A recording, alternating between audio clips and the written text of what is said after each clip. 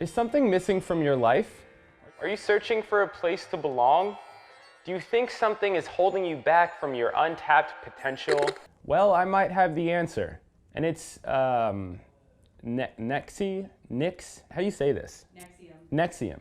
Whatever. If you give me a second, I can explain how a self-empowerment organization might be the answer to your problems, if you're rich and preferably also a white woman. You want to hear a fun fact? NXIVM is both a heartburn medication and a sex cult, an alleged sex cult.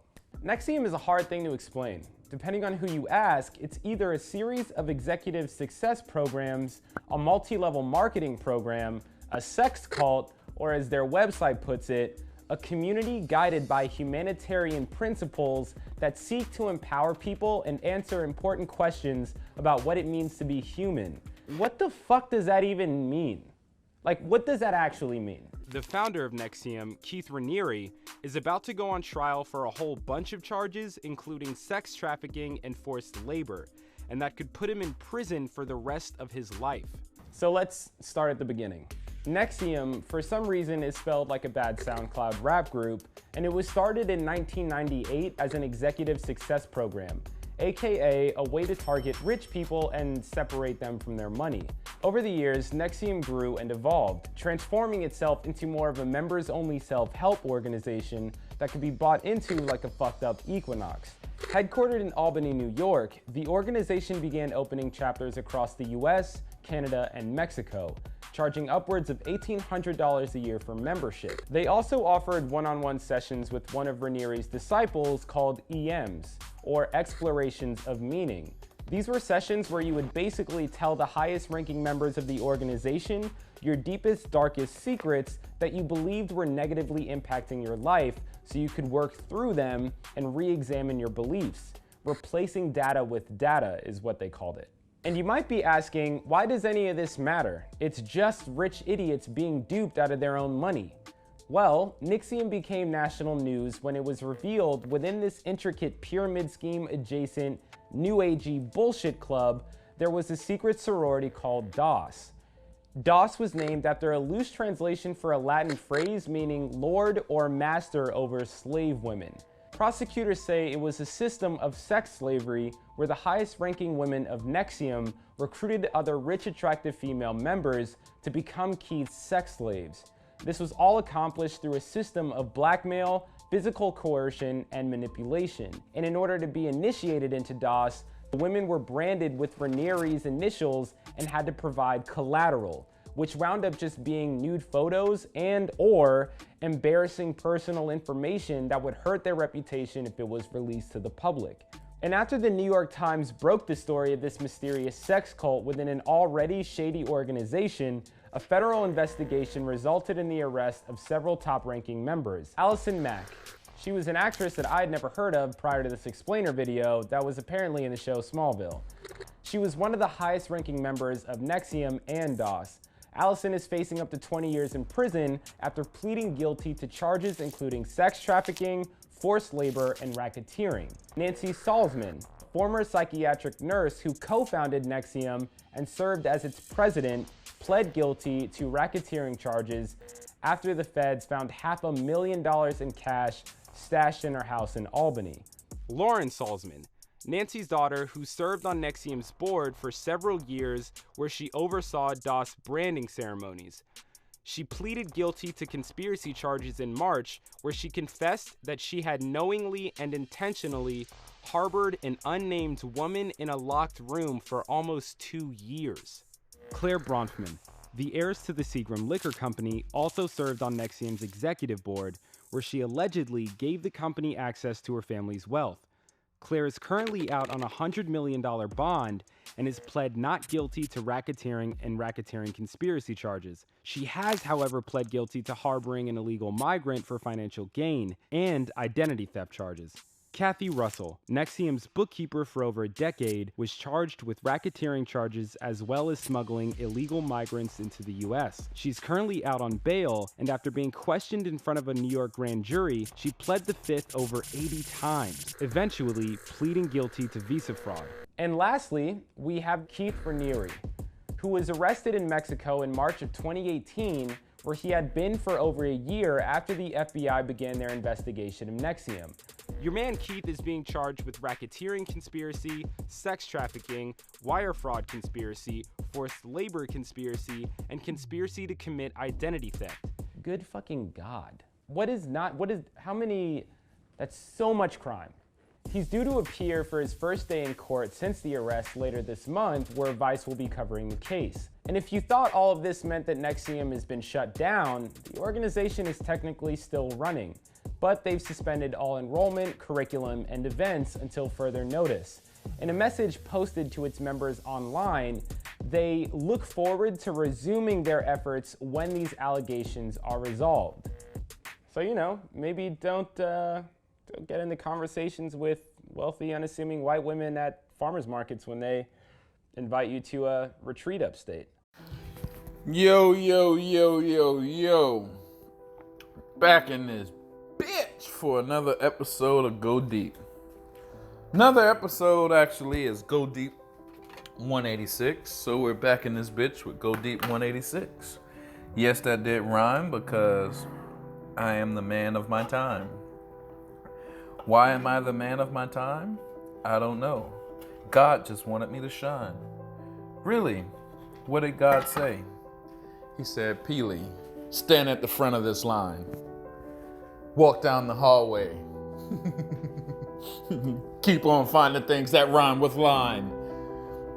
I said, okay, God. What else stuff rhymes with line?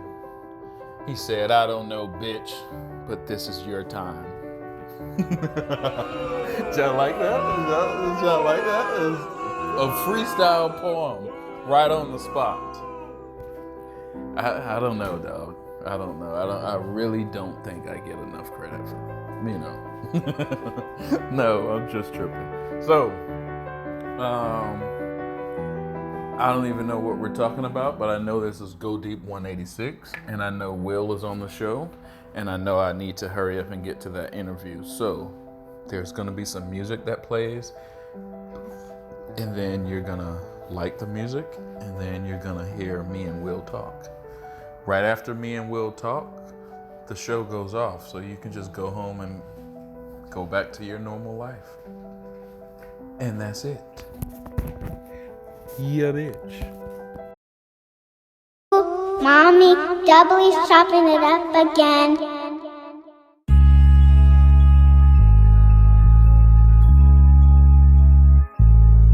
Oi. New South City, nigga. Balenciaga double cups, Louis headphones. My daily drip is in a whole different time zone. Walking around these concerts, I see so many rhinestones. Seeing so many of these rappers on these festivals with no home. How you rocking major shows but wearing rented clothes? Calling Ubers up outside every session of a studio.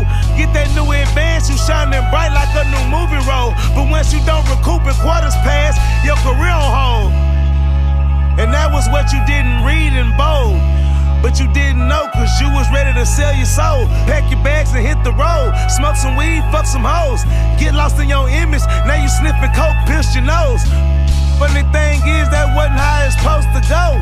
But you just a young artist, how you supposed to know? He was looking for inspiration and somewhere to glow.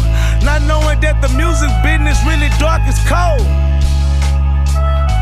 As you ought to know, not on your business in this game, you will get caught to know. Shot down or to know, or be an old rapper broke. Either way, nigga, you will leave this game a joke. Leave this game a joke. Louis V cross trainers, rearranging coke. I bought a house in Miami and exchanged the boat. Y'all better start banging money, how y'all banging smoke. Oh yeah. Nigga bang money, how you banging smoke? And a lot of y'all niggas ain't even got smoke in your throat. Pussy.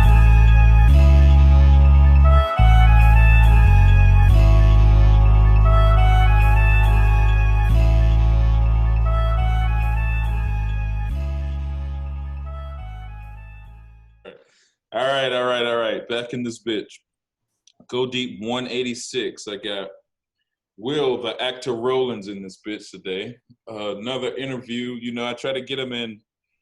Try to get you in at least once a month, man. Yeah, seems to be regular. Oh man, that's a nice mug, man. Where'd you get that from? Don't know. Oh man, what are we doing here? Oh, look at that hoodie. Oh my God, nice drawstring action. Yeah, a bit of Zach Crack as well. Nice some Zach Crack. Oh, I like this. Wonder what we're doing with this stuff, you know? I don't know. Just arrived in my post. Appreciate that, man. Will, the actor Rowland. Will. So what's going on, Will? Busy week for me. My nan died last week, so we've been busy in the family sorting out her apartment and stuff. Sorry. And it's a bloody heat wave over here in England, as you can tell from my sweaty appearance. We're not used to this, you know. We're used to rain, as I always say. So I've not got tea in my cup. I've got some nice cold drink. Oh man, that's a nice cup, man. It's a nice cup, isn't it? Look. Wow, look at that. Go deep. Look at that. Look at that. Yeah. My brother came round the other day and he said, "Is that your diving mug?" No. No, it's not, man. Listen to the podcast, bro. Yeah. So I wake up this morning and I see some more burners talking shit about you on Twitter, man. What is it? Why every weekend? What's going on, bro? I don't know. I locked my account last week or so just to get a break from it. Right. And I unlocked it yesterday and boom. Here we go. It's just a constant. It's like I said earlier. It's like a constant attack, a constant campaign for those people to create burners, and then have this campaign of discrediting certain people, including me, so that anyone who's not involved or coming across information will disregard anything from us because we spoke the truth. Right. So it's like, you know, what's the only way to, it's like politics, isn't it? You know, you get a politician, if you can discredit their character, right, they lose their votes, don't they? They're out of it. So exactly. It's pretty sad, but it's so transparent. I mean, the one, I don't know if it's the one you're talking about, but there's one, yeah, I'll show you. It's quite funny. Someone, it's probably one of the nerd queens based on the burner name, but they put a screenshot of my Vero account with unfollowed and Zach. Right. I saw that. I don't know if there's a fake one because they put that. Right. Which, you know, it looks quite real, apart from the fact the @ handle doesn't go under your name on Vero. And also, the real one looks like that. See, it's verified, you see. So what are they doing? It's a very poor attempt of creating a narrative that's Will, the actor, unfollowed by Zach. But just because he doesn't follow me and I don't follow him, that doesn't mean anything, does it? Could mean something else. Right. It could mean he doesn't follow me and I don't follow him. But why is that? Why is that supposedly a discredit? Because, like you said, they want to discredit your word because you stand against them. You know. But and why? All we've ever done, is call out or highlight poor behaviour of people. You know, and you know, with Ray Fisher saying the accountability in entertainment. Well, shouldn't there be some accountability in a movement that fights for suicide prevention and mental health awareness? Hell yeah, exactly. Yeah, so if you're someone in this movement and sprouting all these things about mental health and suicide prevention, perhaps they shouldn't go around bullying people to the thought of suicide. Exactly. It kind of contradicts the whole purpose of being it, doesn't it? And it's all because of the Zach Crack that they want to get, or they've had. Oh, look, that's weird that you got that. Well, is that copyrighted by any chance? Oh yeah, I own that. It is. I thought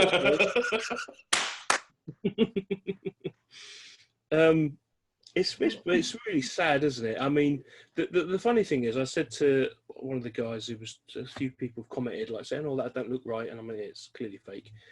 I said like, when the film was, when Zach said it's being released and it was the announcement day, was it the 20th of June? I think it was around the 20th of June, wasn't it? But ever since that day, the movement as a whole no longer has a real purpose. Right.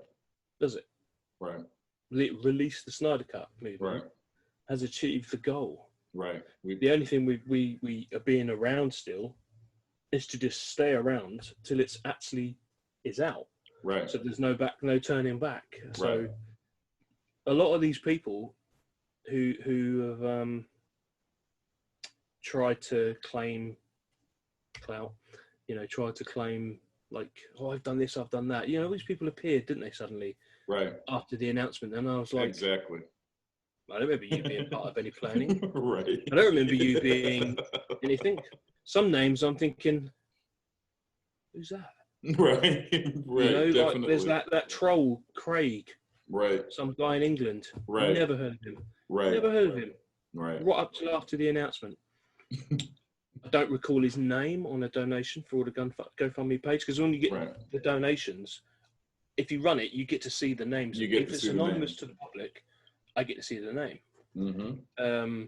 So I can thank them. I don't recall that name. Mm-mm.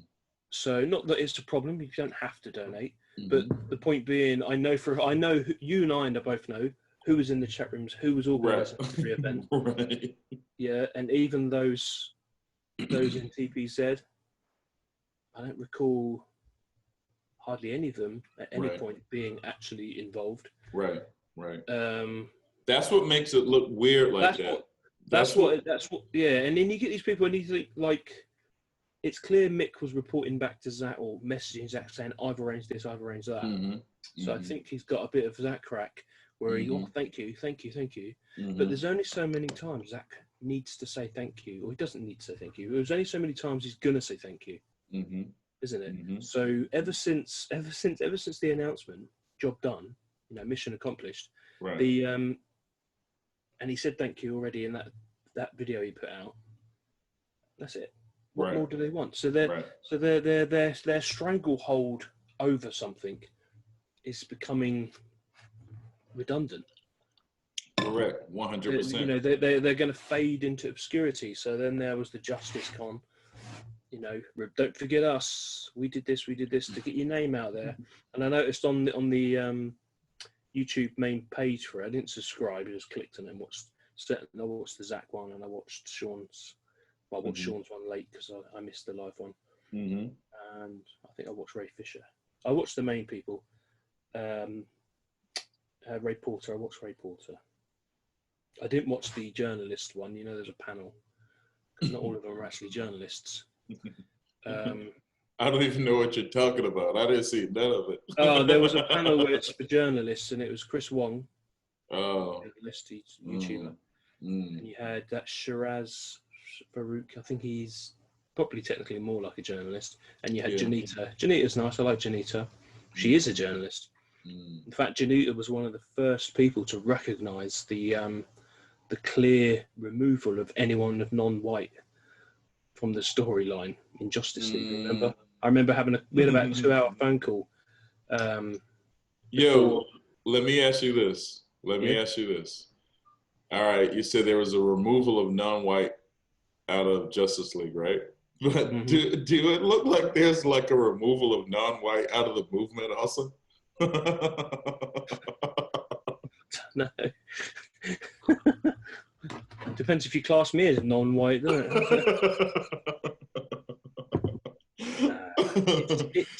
It's all good, huh? It's silly. At the end of the day, all these people go, "Oh yeah, these people should be united and move on." But yet, and you see, was it like Ray Porter and Ray Fisher? I think they've tweeted like that, moving on and stopping the squabbles and all this stuff. And I think a few people got upset with the word petty. because it's not petty. Mm-mm. Calling someone out for bullying.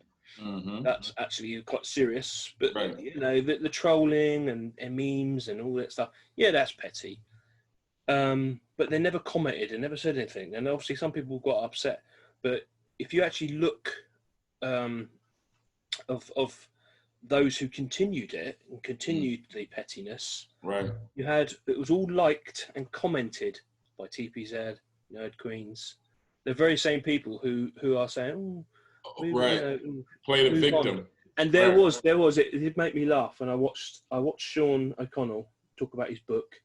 I'm actually really looking forward to his book. I know what I've written and given to him, and he read the bit a chapter that's taken out, because that he doesn't make sense of his book. So there's a bit in that chapter that I had spoke about, which he's obviously using for something else now. But there's lots more that I've spoke to him about. But he read it out, and when he read my name, you see Meg, Nana, and Cole. He's talking and saying my name. They all kind of went, yeah, we are like, awkward. You know, we have to pretend to be like, oh yes, it's great. But it was I was looking and I kind of laughed to myself, because Sean's book is going to be what's happened, who did what, when, and on, how it happened. He's not going to be going, oh, these guys are the guys. It's not going to be. He's done research. He's interviewed loads of us and took info as the times went on. He's got his sources in place. You know, like all the links to the GoFundMe I sent him, all the information of everything. Obviously, there's other people. But the funny thing is that it's the very same people that scream for unity and moving on. We've got to celebrate. We should be happy we put the film. But meanwhile, they're still stirring the pot in the comments. And they're like, oh yes, move on. We should be happy, unite. Comment. Just to remind people and to spur on their trolls to continue this weird obsession with us. It is funny. That's exactly what they do, man. They're like, oh, we just need to watch the movie and move on. Also, burner coming at you like nonstop. Like, hey guys, I thought you wanted to watch the movie. Like, calm the fuck down. Even the accounts that aren't their burners, who are just other people, like I called them groupies, who are desperate to be part of their clique. I mean, maybe they're desperate to be recommended for some Zach crack or something. I don't know. It's like, oh, there it is again. It's like they want to be in on the gang. They want to be in the inner circle. That's the imaginary inner circle that they portray. Right. And it's desperation. It's like, look, I've been trolling Will. I've been trolling Billy and Ben and Howard and everyone and Jeff. Right. And it's pathetic, really, isn't it?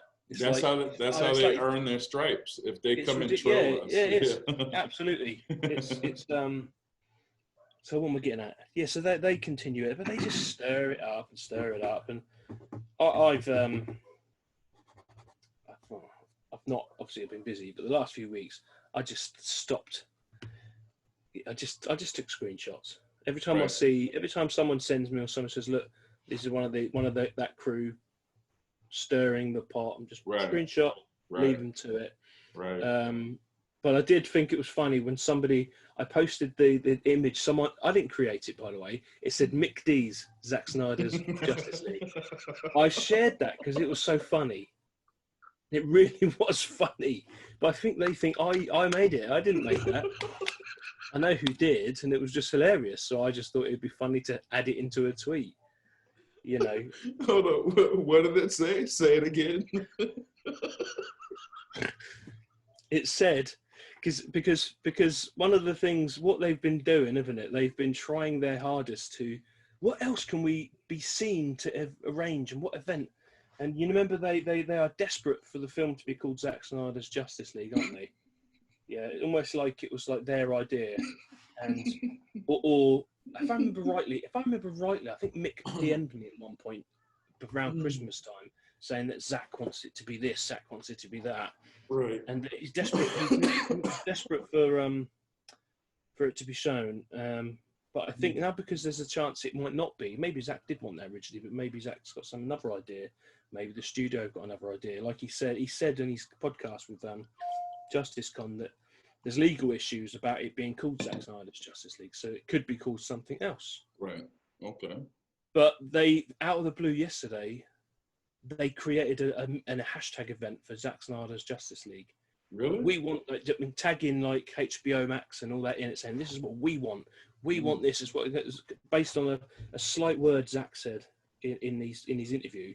But when he said it, he looked a bit awkward because he was put on the spot because they asked him, "Is it going to be called Zack Snyder's Justice League?" And he was like, "Oh, that's the name we kind of all want, but there's legal issues." So it was almost like he was being diplomatic. Right. So anyway, they tried a trending event to get the hashtag Zack Snyder's Justice League trending, and it was quite funny because I think they got 14,000 in total, which I seem to recall when there was a last trending event that they didn't do. They actually tweeted and took the piss out of it. Do you remember? Going, ha ha, look how many tweets they got. Right. See, without us, it was the without us you can't trend and all this stuff. So anyway, but their event yesterday failed and only got 14,000. But so as a joke, someone created, because they're desperate for it to be called Zack Snyder, they created mixed. I'll show you. Ready? Yeah.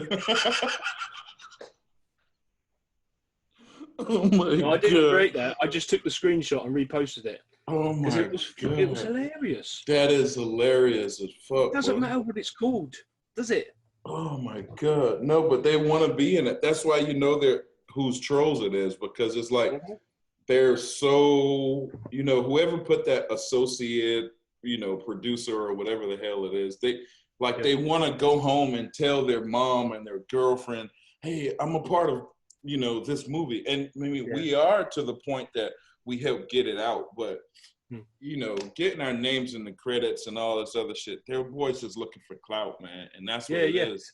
You know what? I don't think in the credits of the movie, no one's name should be on it. It should just be everyone who took part in the hashtag Release the Snyder Cut movement. Boom. Because that's all that says it all. Right. You don't need associate producers, Release the Snyder Cut movement, and then everybody's individual names, because the trouble with that is that you might leave some people out, which wouldn't be very nice. A lot of people. If you're someone that's donated $1, that's all you could do because you've got really hard times, but you've always tweeted and your name's not on there. That's a bit out. That's a bit unfair. And equally, if it's only a few names, it's really wrong, particularly if those people didn't do anything or those people actively tried to stop the movement from being successful. Can you imagine? It'd be like seeing Stephen N. Colbert. Right. What? He only leopards don't change their spots, do they? Right. But his mask switched to be Prozac, Prozac all of a sudden. It's funny. And it's things like people like that. People that, I mean, like, I've never had an issue with, is it Shiraz Faruqi? Yeah. The guy, he was on, Brandon Davis released a snippet of something that he's done, like a mini documentary. Did you see it yesterday? And I'm in it. Yeah. I saw them talking about it this morning. Yeah. I know what you're talking about. I did sound really posh in that, I thought, but I sat in a different room in the house because it was hot and the lighting's really bad. So luckily, when I'm talking, my face goes and there's shots from the films and stuff. So because I was tired, it was really late at night. Anyway, what am I getting at? Where's it going? Faruqi. Oh yeah. So he was in, but he's got like no moustache. He's got a beard and no moustache. That's the guy I'm on about. Never had any conversations with him that I can recall. Never had any arguments with him. Nothing. However, I remember right at the beginning when it all began, when Fiona started it all, his name was kind of part of it. But then he became more of a journalist and got a job, I think, writing for some quite good company or something. Newsweek. But then he didn't. in terms of the movement, he vanished. Correct. Didn't he? He didn't do any. I don't recall ever seeing him retweet anything. He definitely wasn't part of any at all. Right. Organisation of any events, be it raising money, billboards, all that stuff, or even creating and promoting a hashtag event or anything like that. Right. But as soon as the film was announced, all you see is his name now. Right. He's part of everything suddenly. Right. And I think that's just, it's almost like, and it reminds me of the times where Mick used to appear randomly in the chat rooms. Yeah. Just like you wouldn't see or hear from him. We're all planning stuff and making arrangements, contacting companies and find out how much money it is. And do you remember all that? Do you remember you know, we need to get the plane, we need to get this, we need to get that. Yeah. Once every 2 months, Mick would appear and say, I've been busy. Update me with everything that's going on. Yeah. Like, just read the fucking. I think someone at one point said, "Mick, just read the bloody chat." Right. And he ain't got time for this. I think that was Lex that said that. Yeah, and it's like summarise it for him, and it was like he thought he was some kind of area manager, you know, who's jumping in for an update so he can report back to the boss. Right, and that's what it is. And people don't understand that. From the outside, people don't understand that part, you know? You never had Geraldo, Fab, right? Ohio Dave, or who else is there in TPZ? That, you know, Ed Darren, none of them popped in and said, "Hi, how's it going? What's going on? Is there anything we can do?" There's none of that. And all you ever get is, and I know for a fact, they have their own chat room, a TPZ chat. And so what they do is they all talk about what they all decide amongst themselves what their own company line's going to be. So correct. And if you watch, there's been times, even recently, there's been some screenshots shared in the chat, and the wording is if I've spoke to the group, and we think da da da da da da. They don't do anything individually. Yet they don't actually do anything. Right. So when Mick is quite clearly demanding his updates every couple of months, as he did for every event, he's then telling them lot, and then they all contact Zach and say, "Oh, we've been doing this, we've arranged this, we've made sure this is in." And I think that's created a thing where Zach is indebted to them because they've done all this work on his behalf. You know, like the raising money. Mick's the one that collates all the amounts and sends it to Zach and Debbie, and they're like, "Oh my god!" Obviously, they think it's amazing, but it makes it appear that he did it. Right. Correct. When before, a load of times he's contacted me and goes, "Oh, Will, how much actually? How much how much are you sending to AFSB?" Right.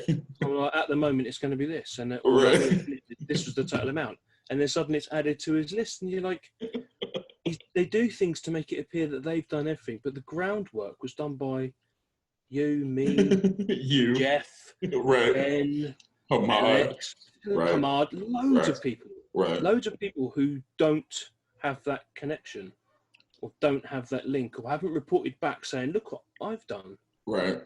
And like the only thing Abdul ever did, speaking of Abdul, the one, you know, the bully, the one who caused someone to nearly want to kill themselves from online bullying. Correct. Which we've got proof that even TTZ knew it. They knew it. Right. They even admitted it. They admitted to me in conversation. Right. Yeah. Right. And you know, and to the point where even Fab said to me and you in the chat, "I've spoke to Mick. I've asked if he wants a suicide on his conscience." Remember that? Right. I remember that. And now they deny. Now all of a sudden they're promoting Abdul back. Right. Bring back Abdul. You know, there's some kind of hero to it all, and you're like, no, because they want to celebrate as a group, and he's in it. But what I will say is that I have recently had a private message from somebody who's in TPZ. Isn't one of the names you often hear about. And spilt the beans on everything. About how they treat each other. Not on my show, bro.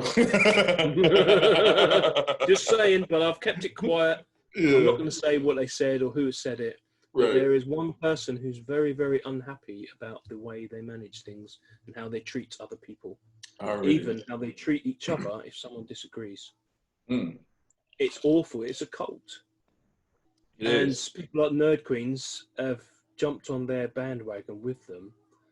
And their aim goal was to get verified, I think, on Vero, because they got verified, as did Meg.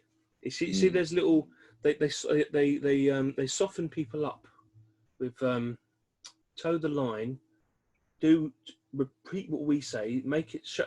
It's like they go, if you show support to them online, your reward will be something. Right, correct. 100%. All the people that are on that Zoom call with Zach on the announcement, they all, apart from one, unfollowed, blocked me. Unfollowed, blocked, everyone is disconnected with everybody, right? And now all you ever see is them. And I said, what happened, man? What happened? Me and you have been friends.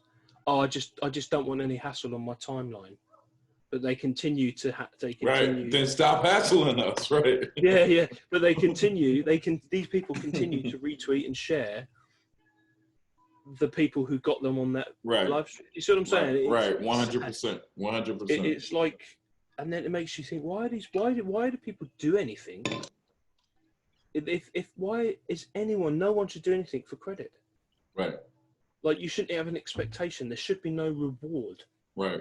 Do you know what I mean? And it's like, it's like a drug dealer, isn't it? Have some free drugs, and then when you get hooked, you're gonna have to come back for the Zach crack. It all goes back to Zach crack. It all goes back to Zach crack, though. It all does, and it's really sad. Like, they keep going, Zach unfollowed Will.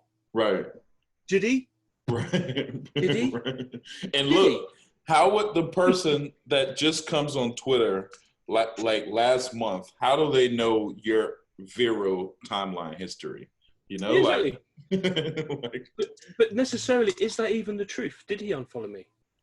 I don't know. I don't really pay attention to Vero that much anymore. No, just because someone's shown as unfollowed doesn't mean they unfollowed you. It doesn't mean anything. It doesn't. It doesn't mean anything. But the point being, how does anyone who's a new June, July, August created their Twitter account? How do they know anything about anything that's going on if it's not these people? It's really, really suspect, isn't it? And most of the time, it's accounts that get suspended. Right. So they just change their email address, make a new account, back at it. And that's what it is. Right. Multiple times. There was a guy, I reported him loads yesterday. It's none of these guys we talk about. It's just a random guy. I think he's from India. He's called Abdul something, which immediately made me think. But it's just a common name. But he was, oh man, I don't know if you saw it, but loads of people reported. I went through this guy's timeline. He had only had his account like a month again, and he said, "I'm back," like that. And it was just like, I hope so and so kills themselves. I hope so and so does this, and this person deserves to die. And you're like, what the fuck? What's wrong with people? Right. Why are you here? Why are you here? Right. Why would you wish death on anybody? Why would you do that?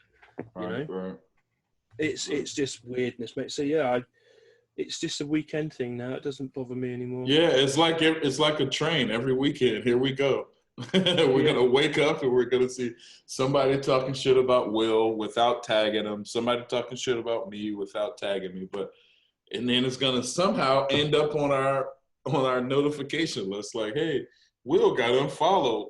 Blah blah blah. And I'm like, damn. Oh, but it's just some bullshit. But it's happy. I mean, I'm happy now that people are starting to see it because me and Ben W did a podcast about them maybe about a week ago. Yeah, and it's like 43-8 likes against dense likes, you know. So now the movement is kind of seeing. So all we really had to do was show them for who they are. Go deep. So now the movement is, you know, kind of paying attention to what we're saying. But at the same time, I think all we really have to do is just keep doing our shit, you know, doing our podcast, doing our things, And like, it's funny, I got you on the show today, but I think you're always like the number one target. You've always been like the number one target, whatever. But if we just... I think it's because I'm the one that has most proof of behind the scenes of everything we ever did. Right. I've always said you were the because one. I'm a real person. A real person you can check up on. Right. I'm the one of the people if you need to discredit to sustain your lie. So I'm obviously public enemy number one, and I for the those who have got something to lose. I don't give a shit. I've said a million times I could have one follower, a million followers. It doesn't bother me. Right. Right. I literally was on Twitter originally just for networking, for casting and things like that, keeping in touch with people I've worked with, and then as it happened, the Snyder Cut came along. Right. Don't bother me at all. Yeah, if anything, I've made friends out of it, you know, but obviously enemies as well. But don't bother me. If Twitter headquarters melts down tonight and all their servers go and they go bankrupt, it ain't going to change anything, is it? Who cares? You know what I mean, I'll just FaceTime you, right? FaceTime Jeff, Koj, and other. You know what I mean? It's no big deal. It hasn't affected my life in the slightest. We've succeeded, and it won't. It doesn't matter how many followers you got. Right. It's the only time it really matters if you are someone who's like the Dwayne Johnson, and he's got that 100 million followers. Then yeah, that is valuable because he's got that power to influence. Right. For his role. But unless you're someone like that, it doesn't matter. These people, they're really sad. You know, they got Mick's got 2,000 and something followers. Right. So I bet he feels quite empowered by that. And you get do you remember the whole thing with Film Junkie? You know, oh well, they should. Was it he said in one of his rants once after Project Comic-Con? He said something about maybe you shouldn't alienate someone with a massive platform and all this, big-headed. I've got 30,000 followers, so you know, maybe you should have come to me because we're the big boys. But it's 30,000 isn't that a lot, really, in the grand scheme of the world of 7 to 8 billion. But they're still lame. They're still lame, and if you follow a lame, you're probably lame too. But go on. Let me ask you this, because I'm coming in and I brought y'all's two sides together in 214. But at the time, I'm still kind of rolling with TPZ, and I didn't know much, but we were still kind of working together. But tell me this, did your side see any weird shit going on even in 214 back in the day? Weird shit in what way? Like we can see now burners and sneaky beef instigations, and you know, before they called y'all out for the soccer game, did y'all know that was coming? Because Jeff used to call me and kind of tell me shit, but I used to always just tell him, nah, don't worry about it, Jeff. Don't worry about it, Jeff. But now I look back at it, the whole Watchmen room now sees shit every day. So it looks like I was in the middle of that shit. Did y'all see me protecting them, or did y'all see some fuck shit going on and y'all didn't warn me about it or something? Well, for me, looking back, I remember from the earlier days that I noticed people behaved differently or spoke differently and acted different ways, but I didn't really put it down to anything because I thought we were all there for the same reason. I thought everybody had the same goal, and that was to get some justice for Zach and his family and get the film out. So, and then obviously people do things differently and act different. You know, people go around their daily lives in different ways. You know, right? You know, for example, people might assume the way you talk that you're some gangbanger criminal of some sort, you know, but you're not. You're a decent family man, you know, and you're a funny guy. Right. Do you know what I mean? People stereotype, no matter who they are. And so to be aware of that, I didn't want to when I see people speak a certain way or tweet a certain way or in the chats, you know, I didn't want to assume that there's something wrong with them. But you start to notice a pattern. And I remember you started to mention things in Project October. Yeah, and there's a pattern, and I actually thought, part of me at first I was thinking, is Pilly oversensitive?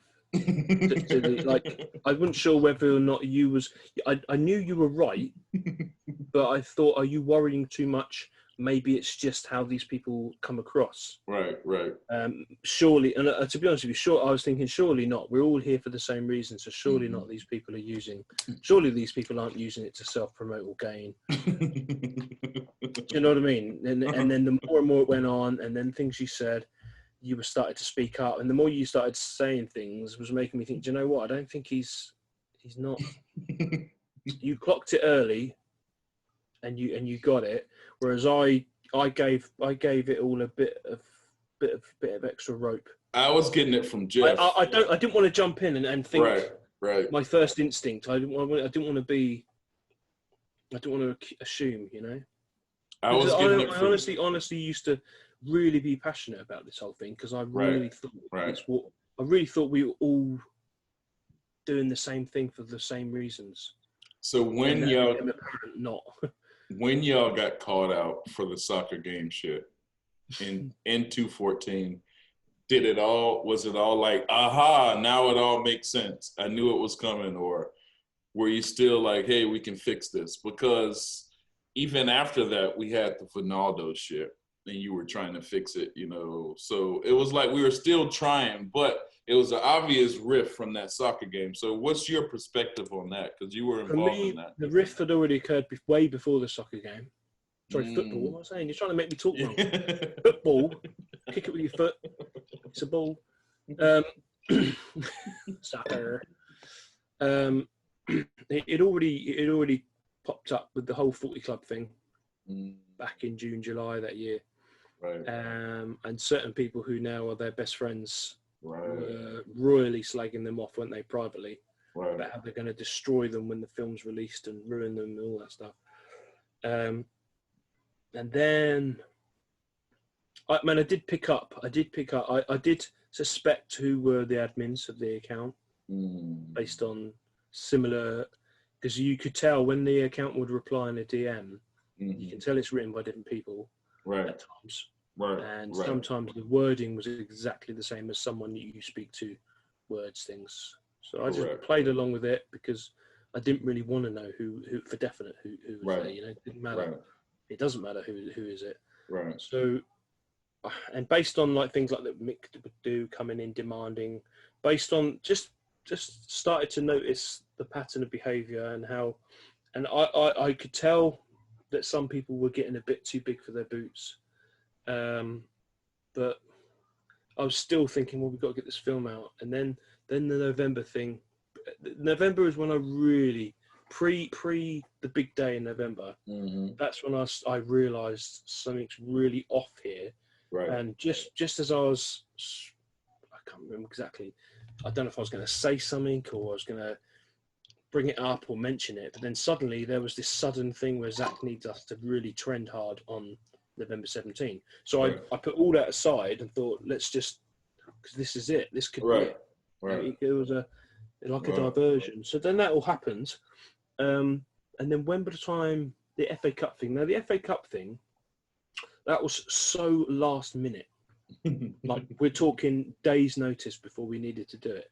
And Vinalda Chris, he phoned me at home, and he told me that someone he knows has contacted him about this last minute advertising space, and it's really rare to get it. It being an FA Cup match and all, and you can get it at a really good price comparison because it's lots of money for like a split second. It's ridiculous. And he said to me, because I've done all the other GoFundMes, people might, the quickest and only way we're going to, if I do the GoFundMe quickly and ask people, look, really urgently, please, can you donate? And it's just after Christmas as well. And if I could help. So obviously I've never said no to helping, because the whole point of me being part of this was to help, wasn't it? Right. So obviously I did that. So, and then the first time I got really pissed off and let these things bother me was when we did the FA Cup thing, and we put out the Chris Dawson, I think it was, and Ramesh, might have been Chris Dawson actually, did the design for the banner around the stadium. I had nothing to do with the banner. That wasn't my job. My job was to get the money and send it and pay it, so we could do it, because that's what you do. Right. Yeah, when you're a team organising something, not one person does it all. Right. You sub. And Right. The difference being there's no manager, there's no leader. We just all club in, and I think that's where Mick thought he was the manager and all these things, because he did nothing. He just demanded the outcomes, even though we'd already done it and gone ahead and made decisions and stuff. But anyway, so what had happened is when it went out, there was not enough time to really, like we did do Project Comic Con and other things, where we've got designs ready and gone, what does everyone think of this design? And then some people would go, yeah, that's cool. And then someone else would come in and go, yeah, but what, don't we change that bit because it's a bit smaller? Maybe that should be bigger or whatever. But in every single campaign, we put the @RT Snyder Cut handle, because the whole point of it was to be a central hub for anyone in the world, like the general audience, to go, how can I find out this? People would hear about this thing called a Snyder Cut. What is the Snyder Cut? How would we? So the whole point of a hub account was so that anyone could go on Twitter and go, all right, I don't need to speak to Will, I don't need to speak to Pilly or Mick or anyone, because we're not important. I want to know about the Snyder Cut thing. What is the Snyder Cut? Exactly. So the whole point was the this. Right. And I remember when Ramesh designed this, and it originally said RT Snyder Cut. It didn't have the @ and so I asked the account on a DM, do you mind if we put @ because we want it to be, because that was the whole point, get a wider audience at Comic-Con, media attention, and see that there's a central hub of information. And then when you go on the RT Snyder Cut account, there'll be a link for the SnyderCut.com website. It's Fiona runs and Chris ran and or whatever, I can't remember who, but it's when those people created it a long time ago, and that's always the thing. And TPZ were all like, yes, there should be a hub, and there should be, and so when this FA Cup thing design came out, and it was going to be on, and then it came out and it happened, I thought, yeah, phew, we did it, and it said @RT Snyder Cut, Melissa Snyder Cut, and it was just the hub, it was just for the. And then Mick went public. Everything, normally when there's an issue or people don't agree with something, it's always done behind the scenes, because the whole point is that if we're organising something and it happens, you can't expect people to donate money if they think there's a squabble or some issue and it might not actually happen. Right. It's going to happen. It's going to actually have an effect. Will my $5 be worth donating if they can't even arrange it? So it should have always been done behind the scene in my mind. But he tweeted publicly, and I think he retweeted the actual picture that we took or that someone got from the TV, like this shouldn't be, so I can't remember what it was now, the @RT Snyder Cut shouldn't have been on there. It's not about promoting the account. Yeah, I remember that. and I remember thinking, whoa, easy. Why the fuck have you done that? That's really discredited things straight away. Right. And it wasn't until I realised that he'd done that because it was only days before that they were voted out of the account. Right. And since being voted out of the account, there's no need for a central hub. Correct. And it's like, well, there is a need if you're part of it, but if you're not part of it, there's no need. It's and that for me was the final straw. And I'm thinking, no, these guys are here for themselves. 100%. We already knew they were gatekeeping access or gatekeeping anything that wanted to be run by Zach. No, we'll speak to him.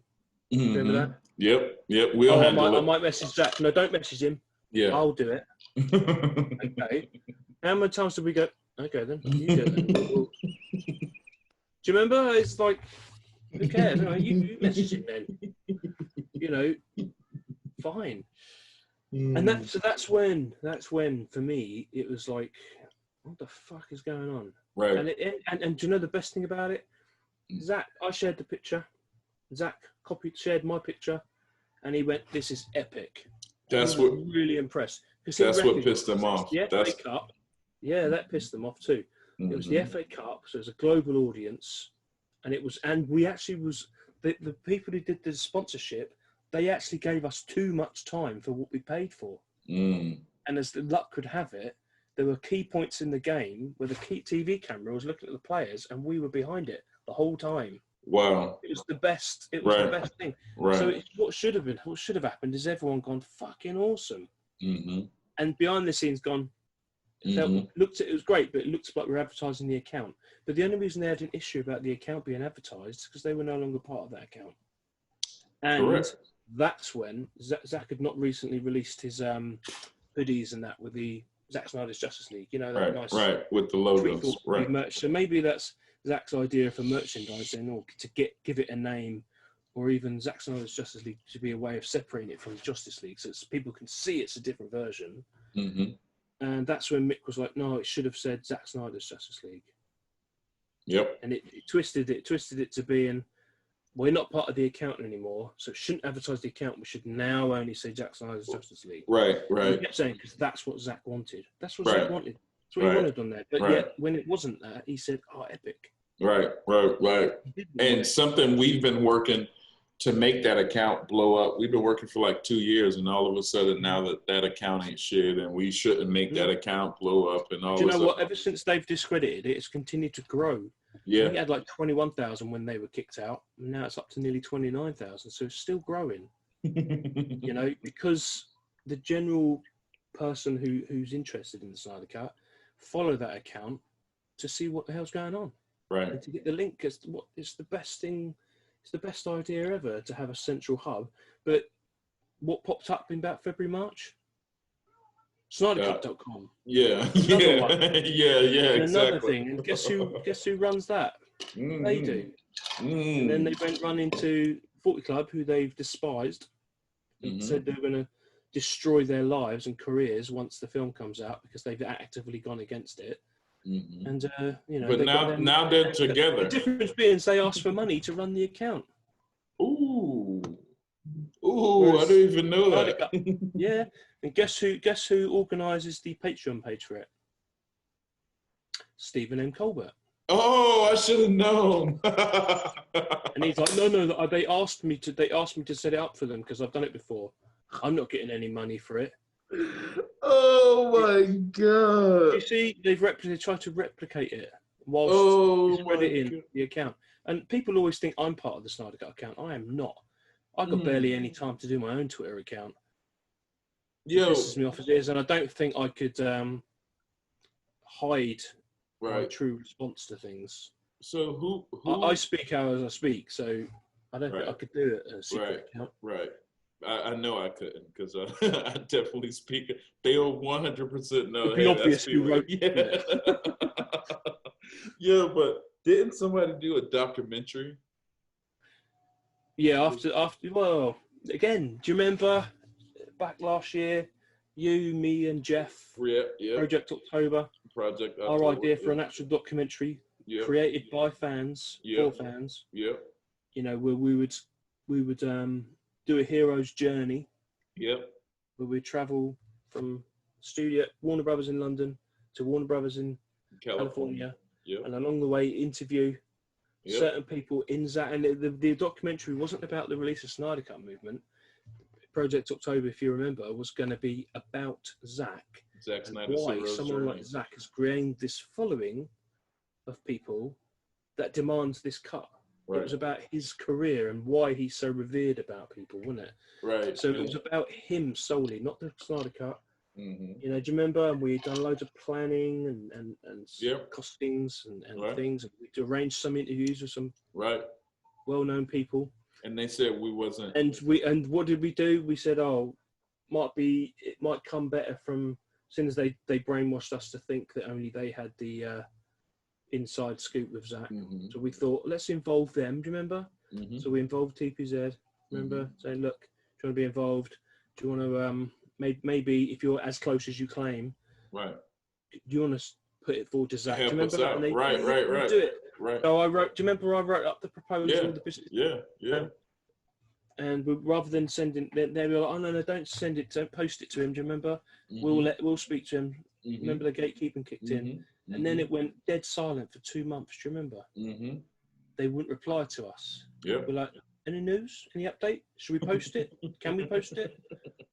We need to get on with this. Time ticking. Do you remember? Right. And nothing. And then eventually, I messaged one of them, and they said, the group have decided we don't want to risk our access to Zach by asking for too much." And I was like, and it was right at the very time Mick was doing his thing in Dublin where he asked Zach to do a video message for his screening. Do you remember? Right. Same and time. It's like, so they only want to ask for things if it's them, if they're involved. And it's like, and they didn't want to do part of it, a documentary. They weren't going to be filmed. Remember, they weren't going to be filmed in it. It was actual people Zach's had worked with throughout his career and how he became from this art student to a Hollywood director. Right. We were doing it about his life. Do you remember? Right. It was his hero journey. It was a hero's journey about him and how he inspired millions of people around the world to follow him. That was the whole point. It's a much better than a documentary about the Snyder Cut movement. You know, because it's not about us. It's about him and why he got so many weirdos around the world like us passionate to help. So that was that. We're still going to do it though. It's still going to do it. We've got other avenues, haven't we? But it's just delayed it now. Right. But the worst thing about that is that they didn't want to risk anything, or in my mind, they didn't actually have that connection where they could ask for this.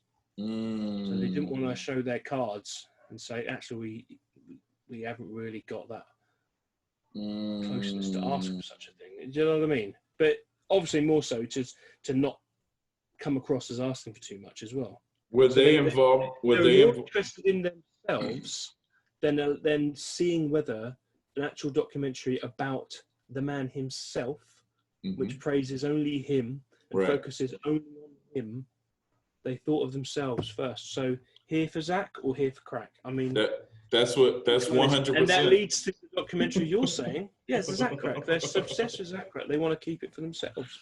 They don't want to share their supply, which is pathetic. Because he doesn't. So this documentary you were bringing up. Right. Since then, the documentary appeared, didn't it? A secret one, run by the Faruqi people who reappeared when the film was announced. And they had all TPZ and 40 Club on it, being interviewed about what they did to get the Snyder Cut. And you're like, huh? Do you remember? And then right at the end, guess what good do they get to do a video message at the end? Zach. Yeah. They used him. They used him to tag on. Oh, they probably said, oh, the fans are making they probably pouted our idea about the fans making a documentary. Would you mind doing a video? And what I don't know if he realises, if he looks back in the video and watches the whole thing, that it was a publicity thing for them. Yep. You know, they've all got their channels. They've all got their YouTube channels. They've got this, and that. It's all about setting themselves up after, look what we did, so they can become known for doing that, so their channel and their brand can grow. That's completely what it is. 100%. Because the other day... Yeah, so they stole our idea in a way. But it wasn't even our idea. Our idea was not about interviewing fans. Right. Our idea is way better than that. Interviewing people. Right. That's what... I saw somebody talking about the documentary, and I said, no, it's not the documentary. It's just a documentary, because it's not what we had planned. It's not ours, you know, and it's not... But what was I about to say? I was about to say something else after the documentary. Oh, fuck. No, the other day somebody texted me, or I think it was one of Abdul's burners, and he tweeted me, and he was like, yo, do you think Zach will ever come on that guy's show? And I was like, dog, it's not about Zach coming on my show. It's not. That's not what we were talking about. Release the Snyder Cut. We got what we wanted, you know, with or without your help. We did what we had to do, and that's it. We succeeded. But it's almost like they want people to think, unless Zach's involved in what you're doing, You're nothing. You're nobody. And that's why that's why, like, the Justice Con thing, they've used all of their chips to get what they got. Yeah, they go, oh, Nerd Queens and Meg, all 3 women arranged it themselves. Did they? Because I'm pretty sure the access wasn't shared with them, was it? I'm pretty sure certain people didn't ask for certain things for them. Right. You know, because the way TPZ defended it and promoted it was like it was their baby. Correct. It probably was. You know, and, you know, I'm not sure. I'm not saying Nerd Queens and Meg didn't arrange things or plan things or try and do things or whatever, but they certainly didn't do it alone. No, we know what it is. And it seems to me that it was like a power play to say, look who we can get hold of. You know, look who we can get on, and made it sound bigger than it was going to be, as to be like it was a con. You know, and it was for the fans, by the fans, with Q&As at the end, which there wasn't. Q&As should have been where the guest reads the questions. All right, someone's asking that. Okay, I'll ask that. It wasn't. It was totally ignored on most of the panels, and even when Zach's interview, he interviewed himself, prompted. It was really awkward, which was great. It was good. It was a good panel with him because he talks an awful lot. And let's face it, we was watching him, not them. Right. But for me, the whole for the fans, by the fans, something that's free, blah blah blah blah, and all the positive sounding stuff. And yeah, some of it was good, but to me, they've used up all their credit. It's almost like, how many times do they want these people to be really grateful? You know, how many times do they expect Zach to spend some of his time for free saying thank you? Yo, would you, if Justice Con came out again today, would you watch it? What, Justice Con 2? No. Yeah. Because that wasn't, they said that it was, they said it's supposed to be, Justice Con is a celebration of winning the release of Snyder Cut Battle. So if there's Justice Con 2 next year, what's that about? Are we still celebrating? Or has it become about them running a con? You know, you look on this Justice Con YouTube page, and the featured channels that everyone who clicks on it to see was Nerd Queens, Meg. Nerd Queens, Meg. So it's promoting them. And they were on it the whole time. And now, let's do it next year. Why? Next year, hopefully the COVID will be gone. People will begin attending cons. All these guests will be getting paid thousands of pounds a day. Sorry, tens of thousands a day of dollars to go physically to cons. I don't think these people realise when you get people like film directors, actors, celebrities going to conventions, they get paid a lot of money. Yeah, a lot of money. Hell yeah. It's not free. Correct. What do you pay to get in? You pay for an autograph. You pay for a photograph. You pay for chat. You pay for the hall H. You pay for the panels. It's not free, and they kept saying it's free. Yeah, it is free. Justice Con is a one-off celebration. Right. The day that they said Justice Con 2 or Justice Con 2021, that was, if you weren't 100% believing the whole is for clout, then that's it. They want a brand. They create a brand. That's 100% what it is, because I know you've got a brand with your Zach Crack, but that's just a joke, and you already had your channel. your channel does more than the Snyder Cut. Right, but check this out. It was oh damn! I was about to say something, but I forgot. So Zach is basically just saying thank you to the fans, and they're creating a con around it. You know, they're creating more around him just wanting to say thank you to the fans. Yeah, and I think he feels indebted to everybody, and that's understandable, because you know he went from people not giving a shit about him to actually realizing lots of people did care, and the customer base, you know, I think the studios and that they were ignorant to the fact, or complacent to the fact, that they had a business where they were always going to have money coming to them, because that's all they care about in their business. But when they had a lot of hundreds of thousands of people going, well, I ain't spending another penny. Right. Or I'm willing to spend more. It became business of like, but yeah, they are calling for this. There is a demand. We're getting bad PR. Every time we try and promote something else, the questions pop up about this Snyder Cut. Right. They had to do it. It was obvious we were going to win at some point. Right. Because it wasn't going away. Right. And so it became about money. And also with that, Zach and Debbie saw that all these people cared so much to do it for them. So they're going to be grateful. But like Zach said, he's working full time on Justice League, which I think would be part 1 and part 2, and then a spin-off from Ben Affleck. And then obviously HBO Max are doing the more DC series of other characters. And I bet you know, the 40 Club are saying about, the Snyder Cut's going to be a series.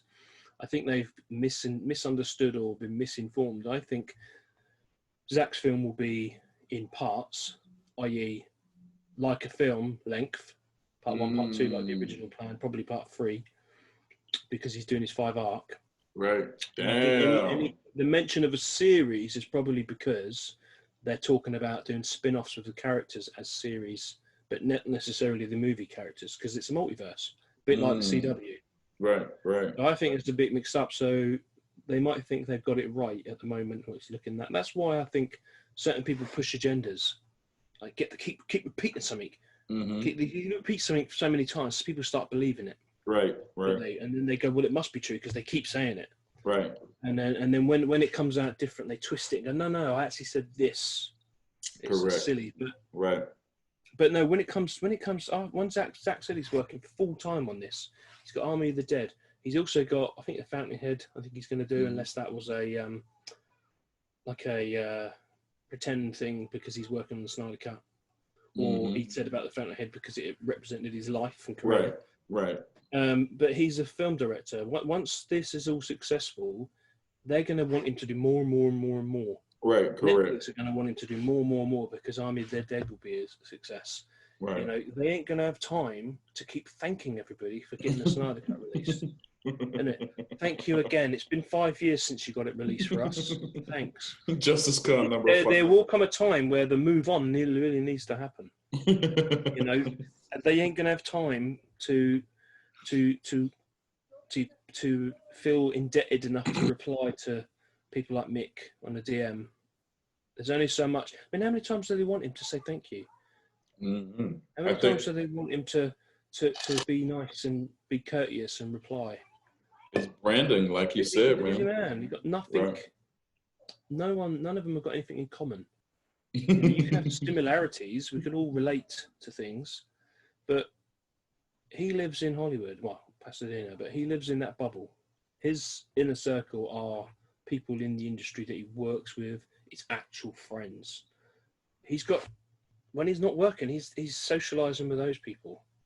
He's got a family. Do you know what I mean? People, nerdy fans from like around the world, keep wanting Zach Crack. So I think he's going to have to, exactly, when the Snyder Cut's out, part 1, part 2, part 3, whatever it's going to be, doesn't matter what it's going to be at the end of the day. And whoever you watch, when it does come out, a lot of people will probably be going, told you so. Hang on a minute. Why does it matter who said what? We won the Snyder Cut. So for me, since the announcement, I don't consider myself in the movement. I consider myself, I was in the movement when it was a movement. As soon as it was announced, it became cult. There was the line. It stopped being a movement and became cult. Some deep shit right there, bro. It's deep. It's true, because at the point of it being announced, what was the purpose of our existence as a movement? We achieved it and we won. It was the end. Yeah. Right. So those who continue to keep trying to make it like a movement and keep thinking up these random trends and these random this and this and that, but you must do it now. People, that's when people got nasty. You got to do this. You got to do it like this. You got to say it like this. You got to say it like this, because otherwise you're not a fan of Zach. Right. You're not really a Snyder fan. Right. If you don't do this, you ain't a fan of Zack Snyder. You're a hater. That's the big difference. Your behavior from a fan to a cult is about your behavior, you know? So we can all be fans and doing our thing and like, hey, we got the movie, great, we're gonna watch it. But then when we're like, yo, let's bully this guy to death, and let's make sure we get this guy blocked off of Twitter so he can't put out his podcast, and, you know, let's make sure, you know, all of that shit. Now it's all about controlling the narrative, to be seen as the ones that did it, and to be they wanted this circle to get smaller and smaller, so that anyone who ever looked back would go, those few people are the ones we got to look up to and respect. Right. And those, because of what they did, let's do every event they come up with. Because every time you do a trend event or a tweet event, which we were told, do you remember Mick said after November, trending events are pointless now? Yep. Because they knew they got kicked out. It's like, we've got to keep doing these things, and you've got to join in, you've got to suck up to us. Otherwise, you're not a fan of Zack. You've noticed the language lately. Not just TPZ, a lot of people who are like groupies. If you don't like this, you're not a fan of Zack Snyder. Right. Really? 100%. I'm a fan of Portsmouth Football Club, but I slag them off all the time because the managers shit. Right. Sometimes the players play poorly and we boo them. Right. Sometimes, do you know what I mean? But you still support the club. But we're not a cult, we're fans. Right, correct. But when 100%. You're in a cult, it's do exactly as those at the top suggest, or you aren't a fan. Right. You aren't here for Zack. Right. Here for Zack. You know, they brought out that trend, that hashtag, here for Zack, here for Zack. Right. But I think it's here for Zack or here for crack. Well, it's sad, and they don't like it. So when we speak like this freely and honestly, you know, I think Zack Snyder's a great person. He's a lovely man. He's great at his job. He's a great family man. I respect him more for his being such a decent human and family man than I do for him being a filmmaker. That's his talent. That's his job. But the person that could change a person. Right. A lot of people change. They become rich, successful, and famous, and very well respected, and it changes their personality. He seems to be the same as he's ever been. So for me, that's why I like him. Right, he's a hero. That's why I respect him. I respect Deborah and all the people. They seem to have that inner circle of them. They all work together. They seem to do it, and they're still themselves throughout, despite the fame, the negativity, or anything. So for me, that's why I'm a fan of what he does. That's why I'm a fan of him. I'm not a fan of him because he's just a film director, you know. But these people are like, isn't it? You've got to be this, or you're not, or you're not. You don't have to. Like, he might bring out a film that I go, meh, wasn't his best. It doesn't mean I don't like him. Right. You know, doesn't mean I don't respect him. It's not everything's objective, isn't it? You can't like everything. And these people are like they're so fanatical. If you don't like this, you don't like him. Right. If you don't like him, we hate you, and everyone needs to attack you, and you need to be off internet. Right. You need to be gone. You got to be cancelled. Right. Because we've decided that you're not good enough to like him. Correct. And it's that mentality. And I've said it before. It's like the Mark Chapman thing with John Lennon. You know, they're so obsessed with being a fan that if I can't have him, no one is. Right. That's the danger and the worry of gatekeeping. Yo. Isn't it? That's some deep shit. So I get alarm bells when I see it. It used to be my job to highlight these people who are obsessive dangerous. Yeah, that it is some fanatic shit. It has come to some fanatic shit. Yeah, so that's why I don't care anymore. I don't care. They go, who wills this? We don't like. Don't like me then. I don't give a shit. Well, yeah. Shit. Who are you? I mean, at least tell me your name and show me your face. Right, exactly. And if you have got the balls to say your face and your name, I still don't care. It's like, who cares? I don't want to be. I want to be associated with someone as someone who once did something in a movement that no longer exists. I don't want to be associated with the cult. Correct. Or this being horrible to people because you haven't tweeted or replied or had the same opinion. We're allowed opinions. That's how we're individuals, isn't it? And that's why I liked it, because all these individuals wanted one goal. Right. But we were still different at the same time, weren't we? Right. Correct. Yeah, you've had a different life to me, big time. We've got me and you've had the opposite lives, haven't we? Correct. Completely. In many ways. Right. But yet we found a common ground. Right. Because we had the same goal. Right. So you don't need to be robotically the same. Must tweet the exact same thing as them, or I am not a fan. Must be a fan, so therefore I must think this way. Like, how many people, like, I mean, I'm sure Army of the Dead will be a great film. Sure, it will be. But will it be BVS quality? Will it be that deep? I don't know. But, like, you can't pre-like everything before you see it. You can have high expectations, obviously, because you think it's going to be, like, how many times you see a film and go, oh, that person's in it, I'll watch that because it probably will be good. But then, you know, you look at some of these really famous people that you'd like Denzel Washington, he was one. If I ever saw a film and he was in it, I would watch it because, well, he's in it, it's going to be a good film. Right. And 9 times out of 10, it's a good film. But there's always that one. There's always sometimes, yeah. Right. But these people are like, Zach could put out the shittest film he's ever made. On purpose. On purpose. And they would still like him. Masterpiece. Masterpiece. Oh my God. And if you go, BVS was better, you don't like him. You're not here for Zach. Like, no, we were here for them on a personal level. Right. They lost their daughter. They had their careers tarnished by a studio. Right. And we weren't here to be fan number one. It's pathetic, mate. You are deep, bro. So check this out. That is a great way to end that. But I want to ask you something else also. So now that we put out some merchandise on this video, there's somebody that's going to ask for some shit. Because I've been getting a lot. They're going to... Oh, I don't know. I don't know. So check this out. I think, man, maybe we should put out a link this month. I just want to say, we've said about people making a brand out of things, and some people watch this and go, "What? Look, Billy's got his Zach Crack brand." Oh no! Wait till you see what we're gonna do with it. Yeah, but just for everybody to know, is that your channel, Mr. Wes Ashley 843 on YouTube. Subscribe, click like, and share, and all that. So I did it for you.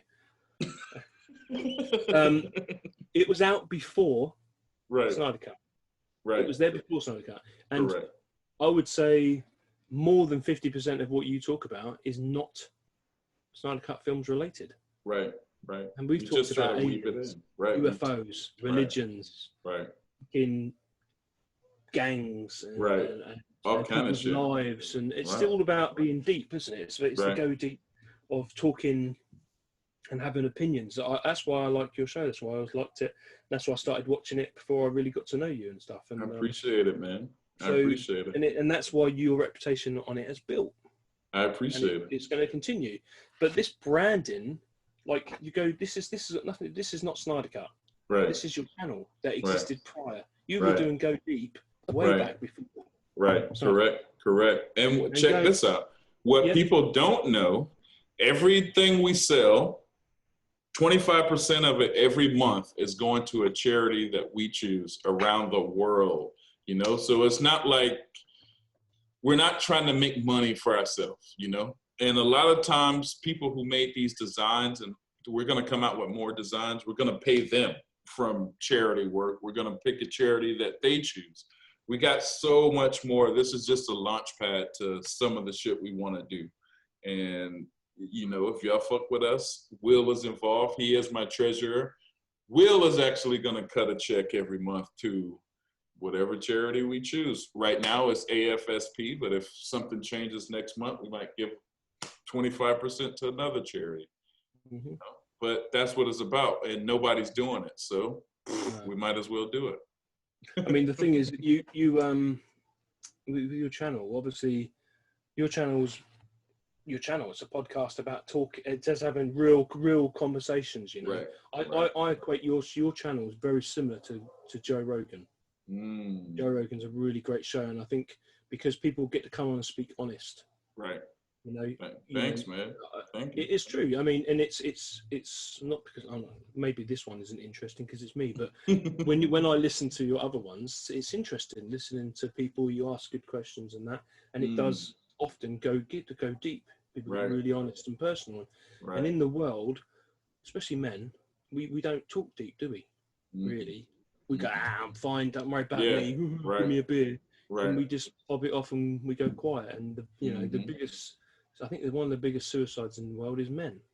You know, so to have a show where people can come on and just talk about deep stuff in their lives or deep stuff that's happening in the world and their opinions on global events and things, because that's, like I say, your show is just, it's not that correct? It's a joke. It's a thing we say, and it's one of your phrases. It's a phrase you use, so therefore we've put it on the top for a laugh. And we're gonna help with it, but there'll be many of other phrases like yo yo yo yo yo, right? Or ya bitch, right? Isn't it? That's one of your sayings, but you've always said that. So moving forward, because you're not going to talk about the Snyder Cut forever. Times move on, and this will become history. The film will be long gone out. It will be on our shelves, right? And relatively forgotten about, and people might reminisce to remember the days we fought for a film. Right. You know what I mean? It'll be old news, won't it? But you're still going to be talking to people and still interviewing people about anything that's happening in the world. Right. So when you said to me about like you want some merchandise to help, your channel and get the word out there, because anyway, you don't have to be famous to come on. You have to be well known. You can have you get people on, don't you want to talk about a subject? Right. And a lot of people you've had on, I've never seen or heard of before, and you give people a voice to speak their mind. Thanks. I'm not saying this to like suck up or anything. I'm just being honest. Right. It's like it's an opportunity for a lot of people go unheard in the world, don't they? A lot of people will watch podcasts and they like it and go, yeah, I'm glad someone's saying that, and they comment, yeah, great, what you said was great, and but there's not any other pod show that I'm aware of that will actually let someone in the audience come on and be interviewed and talk about something, and that's what makes yours unique, I think. I appreciate it. So to have some merchandise for a laugh, a joke, obviously it costs money to make things and post and all the time it takes. So to then have your merchandise, not only is it advertising your show, you can't lie, it doesn't advertise your show, but that's to get the more people that watch you, the more potential guests you've got who can come on and have a speak about something they want to talk about. They can contact you and go, I've really got a thing about this issue in the world, and you might say, well, bro, come on. Right. Let's go. I will say that. You see what I mean? Right. So it's a good thing, and but the other thing is that you look at all these other podcasts, they have like the super chat thing, all the time. It's not random, is it? And they have, if you want to sponsor me by Patreon, please donate monthly to me. Right. It's not being funny. It don't cost much to do this, does it? You've got your computer. This is free. And you edit it in your own time and post it. It's not like you pay people, is it? It's just the time. I've never understood Patreon myself. So, and then it goes to charity as well. Right. And AFSP is one that means a lot to people because suicide prevention. Right. So we're gonna put our money where our mouth is, bro, and pay them. So you just want to say, like, so Billy asked me about it. How do you get the merch and all that kind of stuff? So obviously I've done other designs before, like for events and that. And so I did some of these together. Created a Teespring store, didn't we?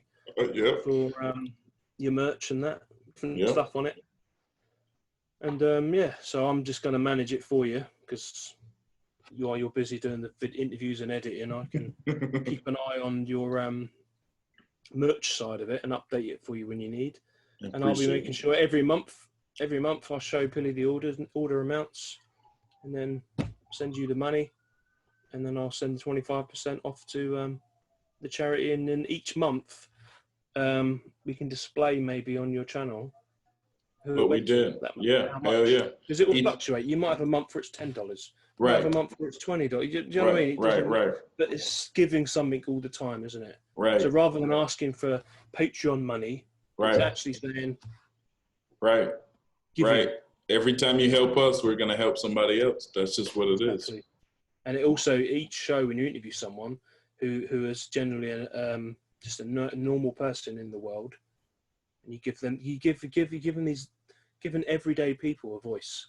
Yeah, appreciate it. And if bro. everybody, it's true, if everybody in the world was able to speak or feel hurt, a lot of trouble with mental health, and like when you go, because obviously I've had it, I know that if we all have it, yeah, hell yeah. Some of the time you just want to speak and be heard. Right, correct. Don't you? You want to be listened to, or have someone acknowledge you. Right. That right. you've got the same might be important to someone, or someone might just sometimes it's just to talk and someone listens to you and go, oh, I didn't know that. Hell yeah. Well, that's well done for saying that. That's deep. Hell and that's yeah. what your show does, and that's why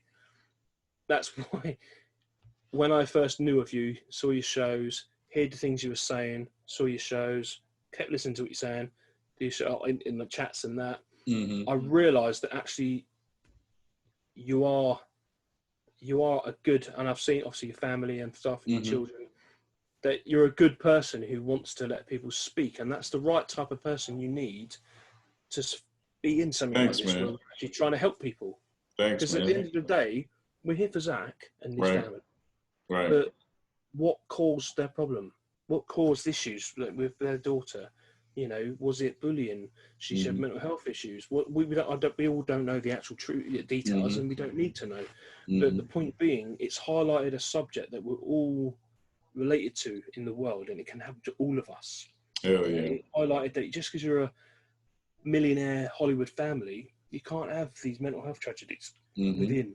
We're all the same, and that's how we're related. So if we found something that we can all say, God, look, yeah, I've had these problems too. How many times in your past did you feel like you couldn't speak? I know I couldn't speak to anybody. I used to feel embarrassed. I used to feel like people would judge me, would think I'm, you know, or in my life I've been in control of a lot of things, and I thought, oh, I don't want people to think I'm not in control.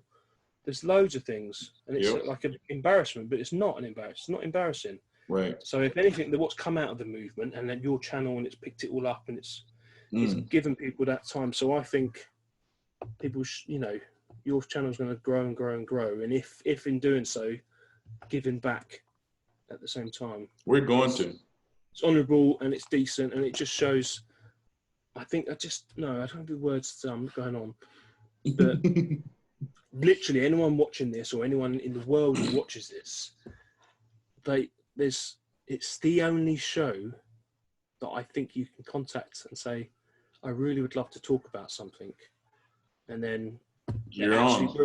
You can come. Do you know what I mean? Right. You give people a voice, and then you ask the good questions as well. Appreciate it, man. And you let us rant and talk gibberish for 20 minutes, and eventually get to ask the question. That's I notice when I come on your show. You ask me the question, and I'll start answering it, and then I'll go on a tangent, and eventually maybe come back.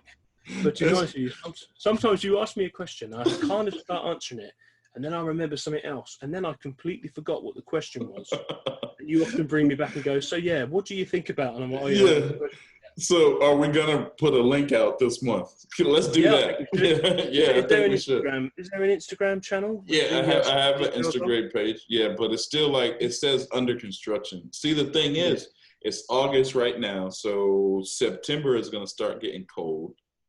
You know, or is it August? Yeah, it's August. Depends where you live in the world. And where I live, it should be cold most times. It just is a freaky heat wave.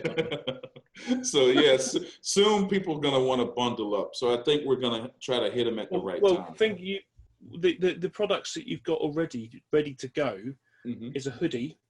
You got T-shirts, same quality as we get from the Ink to the People ones.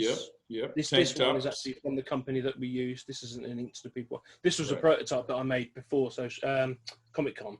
Right. Before we sent off to Ink to the People, and the quality is the same. It's comfy. A bit like a wet T-shirt competition at the moment. No, it's nice. Good thing I'm not wearing a bra. But you've got T-shirts, you've got vest tops, haven't you? Right. Tank tops, hoodies, T-shirts. Vest tops. So it doesn't matter the weather. Other merchandise, mugs. I mean, I made this a while back, and people bought it for that. But But that was just to help raise some money, as we did for AFSP, and people bought it. But we can do the same for you. We can have the same, you know, you can have yo yo yo or your bitch or just you, Mr. West Ashley, whatever. If people want it, if they want to support. Let's do it. Let's do it. And maybe when you get guests on, they can bring their merch with them. Yeah, like damn right. Thank you, sir. I mean, I had this as the prototype. Right. And I bought it as a customer and not an order. Right. So that the profit is already in the pot to go. Oh, hell yeah. So this is a prototype also. But yeah. If y'all ask, we might be able to sell it. Maybe. We'll see. Yeah, if people want to give ideas of like, it's got to be Go Deep episode related. Right. You know? But I just think like your hashtag Zach Rack, it's one of your phrases, like your bitch. It's, you know, it's just your tagline, isn't it? Yeah, damn right. My tagline should be quick video. And it's not quick. Never is. I often go, oh shit, it's 20 minutes, sorry. But yeah, it's all good. So I think within a month you should probably have on your channel for YouTube the link to the Instagram and the Teespring store. Yep. For people to look at. Yep. And hopefully your Instagram page gets uploaded when you've had your photo shoots. Yeah, we're gonna do it. We got children's clothes, don't forget. Hell yeah, we got children's clothes. We're gonna do the photo shoot probably this week. But professionally done as well, right? Yeah, it's gonna be a professional photo shoot. But the thing is, it's gonna take us a while to get the pictures back and blah blah blah. So I don't want to miss our mark. So I think we should just put out a link this month and just see what we can do.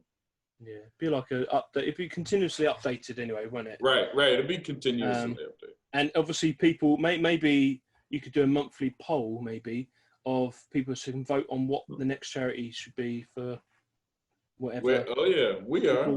We got this. Don't leak too much. I'm trying to help. Oh, it's coming.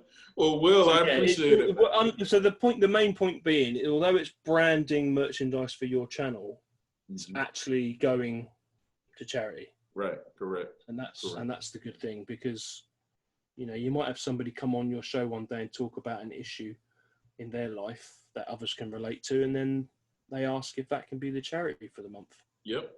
So it's going deep. Yep. And that's the best thing. And the world's missing that. Yep. You know, you speak your mind, as we said at the beginning of this episode, and people attack you, try and discredit you, and it just creates situations where people feel that they can't talk.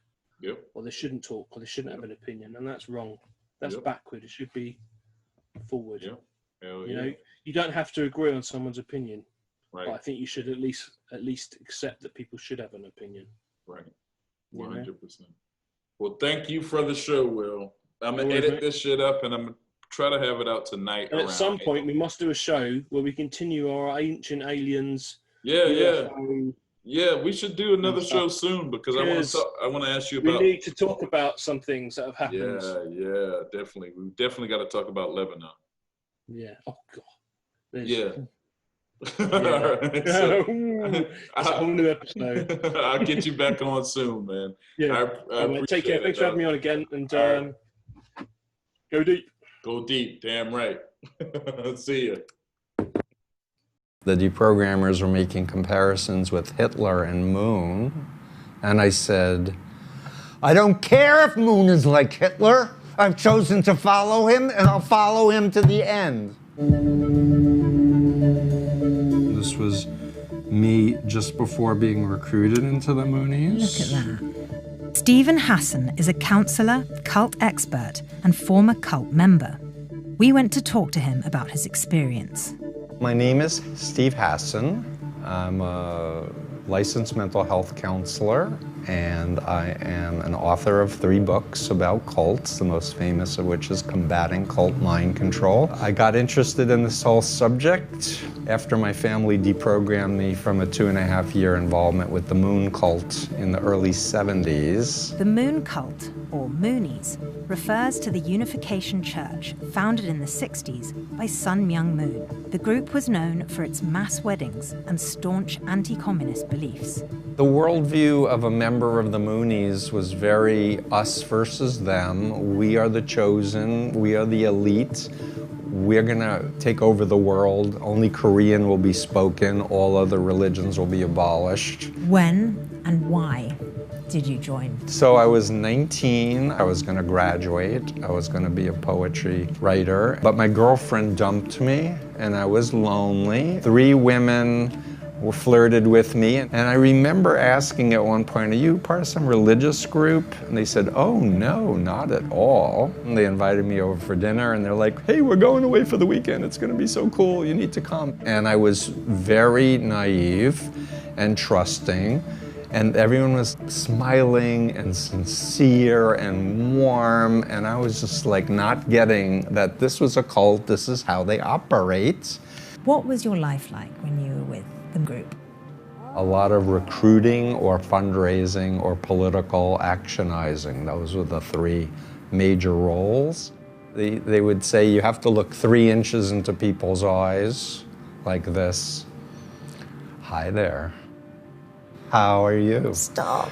Right. I was there for 2.5 years, but I was made a leader, and that was part of the allure, I guess. So when and what was the turning point that led to you leaving the cult?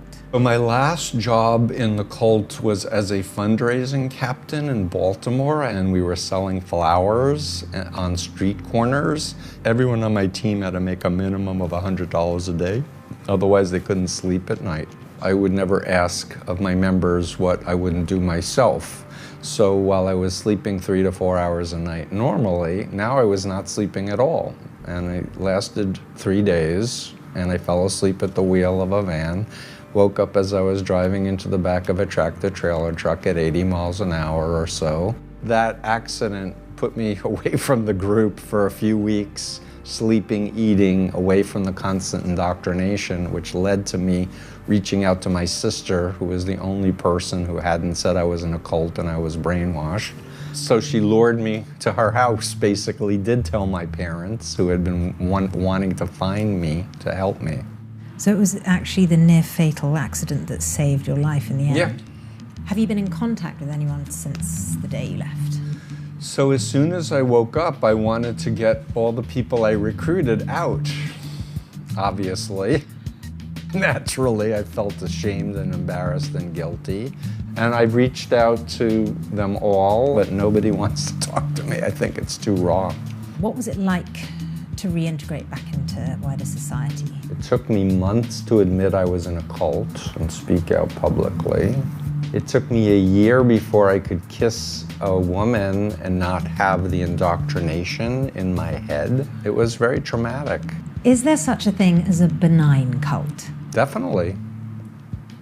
Yeah, of course. I believe there are positive religions and that spiritual experience is a great thing if people know what they're getting into, if people are free to leave, if people are allowed to read whatever they want to read and talk to whoever they want to. What do we get wrong about people who've joined cults?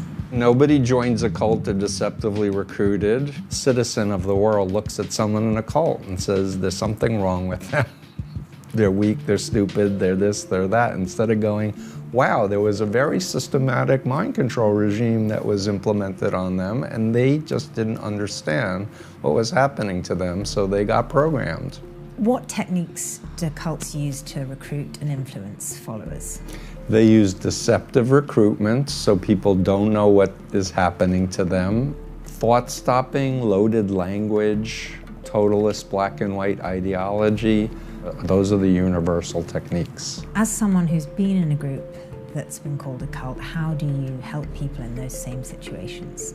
My influence campaign is oriented to empowering people to think for themselves and give them information to reality test so that they can actually make a choice. I can tell you what you shouldn't do is say, you're in a cult, and try to argue the person rationally out of it, because they've already been programmed to expect persecution from people who are ignorant. What it isn't is a quick fix. I'm very grateful that I was rescued by my family, and I wish everybody had family who cared as much as mine and had the means to be able to help. And most people don't.